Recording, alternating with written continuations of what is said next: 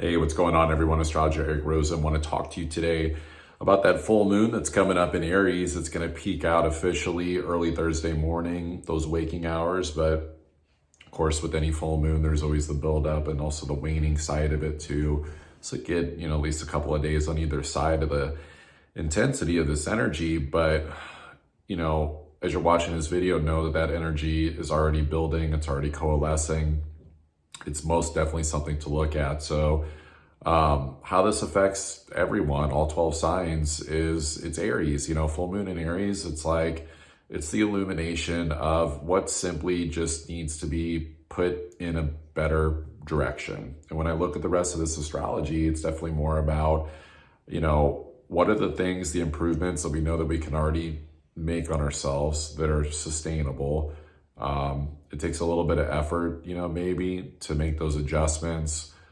Maybe sometimes our anxiety or central nervous system wants to feel a familiar way and a certain approach to life and to keep going and keep charging. This brings up, especially in our culture, relying on adrenaline to get things done, to keep pushing forward. And this is really not about that, especially with Mars in Cancer that's in its pre-shadow, where it's kind of like slowing down for the right reasons, pausing, pivoting, taking these different approaches. So much information has really come in. It's really just about, do we have the courage, the bravery to make those changes? And they're not really difficult changes if you look at it from a standpoint of you just see how you've been showing up in XYZ areas in life, whatever part of life that is, whatever compartment it is. And then, also looking at what's the change that needs to be made. I mean, this is huge, pivotal, life-changing, transformational moments. And I think that the easiest way to know what are the changes to make, if there's any ambivalence and, trickery that we put on ourselves about, I'm not sure what to change, or there's fear of facing what those transformations are. I think the easiest thing to look at is don't hide from the patterns of the past, what's already played out, and maybe produce some karmic results that we didn't like. And, looking at those things, what were the things that were the hardest consequences, just really to live with, and then go, okay, well, I don't want to go in that area again, and then go and make those adjustments, even if it feels humble, because full moon in Aries with Chiron, it's going to illuminate sensitivities, the owies. It's going to illuminate inner child wounds and reactivity, and was it Backstreet Boys, but I want it that way, and it's sorry, you can't have it that way. Or was it NSYNC? It doesn't matter. Whatever the boy band was, that's, crying and saying over spilled milk, it's wanting it to go in a different direction. It's remembering too that a lot of this astrology, that if there is any ego emotions that are wanting things to be different in a certain way, that could very well be, old news, energy, the history of how we thought life was supposed to go. And it's more based upon, it's weird to call it prehistoric, but it is in a way, pre-2020 stuff of the Matrix program of stuff. And so now it's more of the humble, nature of the new beginnings of self and the self-mastery, the changes that we're creating, because the world is going to change a lot over the next couple of years. You've heard me talk about that. And so,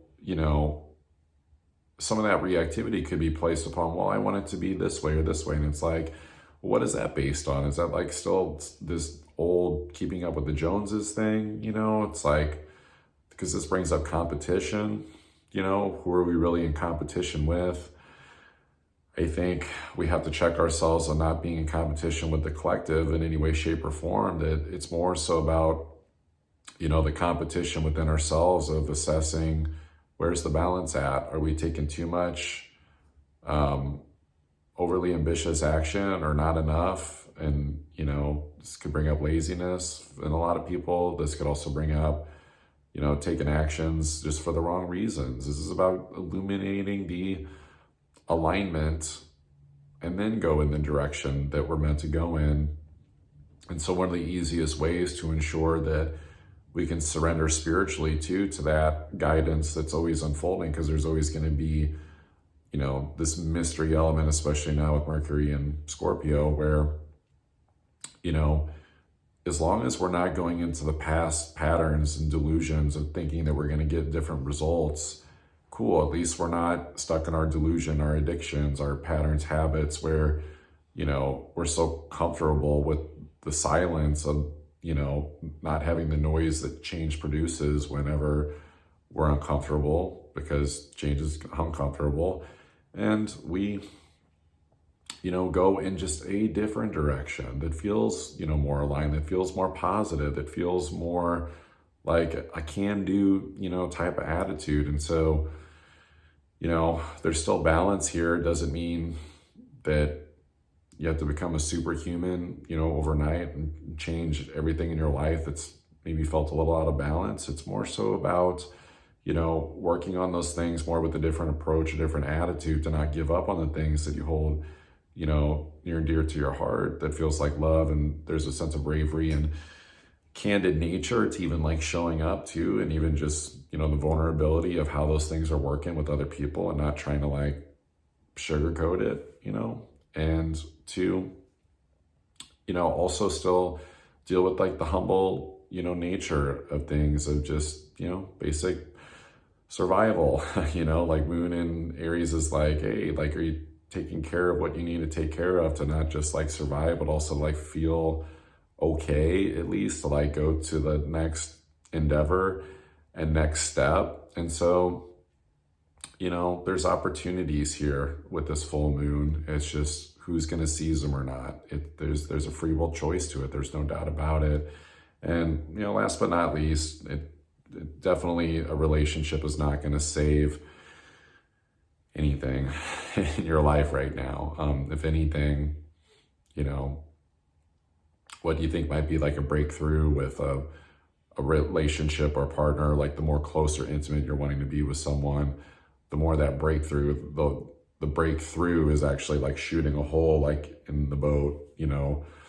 It's the boat that you need for these transitional times, like get the fuck off the Titanic of, the patterns that we operate in for comfort, of the way that we've existed in this matrix like reality, and to go into a better direction and service and community, and just things that are going to create lasting change within us at a soul level, to really know who we are. That's the most important piece of this, is the full moon about knowing who you are and going deeper than ever into that. It's not about going deeper into a relationship. It's like, if we're all learning who we are through what we're undertaking, because that's the most important thing. Yeah, there's the outside, but it's like, how is it changing us, right? Like, how is what we're doing in the world, impacting us, and how are we growing as a soul, as a character? And so if we're exploring that, how are we supposed to overly commit in a relationship? And this goes for existing relationships. This goes for new ones especially. And so I'm not here to be, fucking, Uncle Scrooge to relationships, or, homewrecker or something like that. I'm just saying, like, once again, this is a transit that continues to highlight the individual responsibility of things. Full moon in Aries, where the lunar north node is at, and Chiron, there's no escaping. You just face it. There's healing, there's sensitivities, there's opportunities, to just take life in a new direction. And to not stay lazy in these like caterpillar, like moments too, when sometimes all that's needed to go into a butterfly moment isn't 10,000 hours to mastery and overdoing it too, of actions and our plans and shit. It's more so about sometimes like taking a breath to see where we need to go in a better direction, to let our intuition flow through us. And that's the butterfly moment, caterpillar to butterfly. And then it happens over and over and over again. Like this full moon highlights that there's always a choice in every second, that there's no perfect manifestation ritual in this full moon. There's no, perfect, events or, get together, just like anything. Like those things can be very poetic and they can be very symbolic of our intentions, but what's the integration? How are we showing up in every second? Every moment counts. And going into those spaces, of like self-defeat, especially with Jupiter retrograde in Gemini, tanking our mindset like in any way. We've got to look at the facts, but also still have positive beliefs and keep the optimism up in a world that seems pretty pessimistic right now.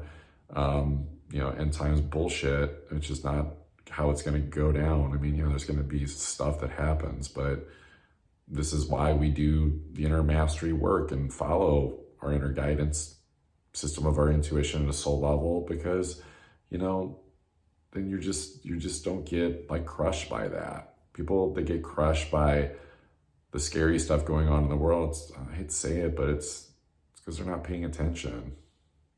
I know it might sound fucking harsh, but it's like,